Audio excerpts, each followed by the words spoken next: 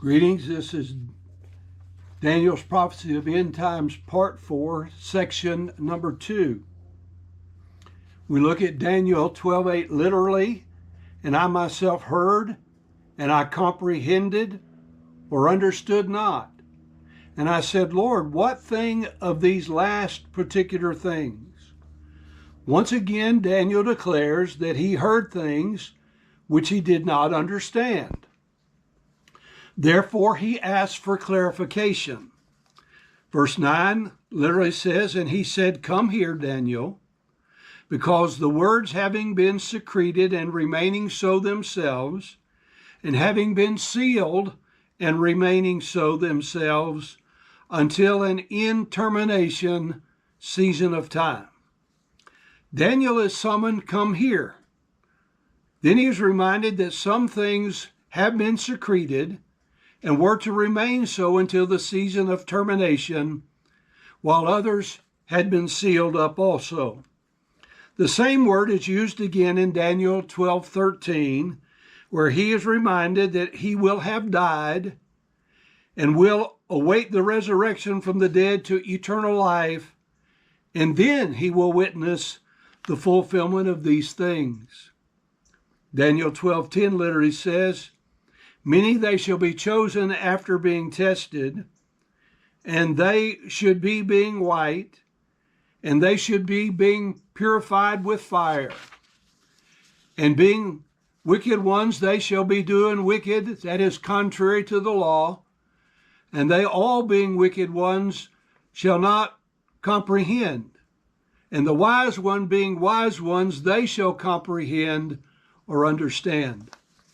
In the book of Luke, chapter 17, verses 26 through 30, the second coming of Christ is likened unto the days of Noah and the days of Lot. Now, there are many comparisons which could be made. However, there's only one which I wish to make now. That is God's judgment, the flood, the destruction of Sodom and Gomorrah, came because there was an almost universal rejection of obedience to truth in favor of wholesale disobedience justified by lies. We look at Genesis 6:5, and it says, and God saw that the wickedness of man was great in the earth, and that every imagination of the thoughts of his heart was only evil continually.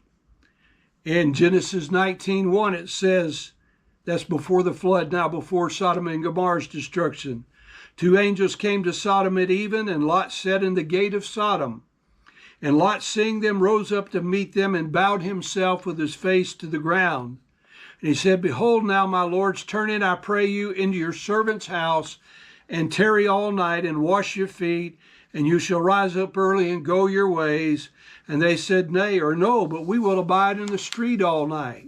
And he pressed upon them greatly, and they turned in unto him, and entered into his house.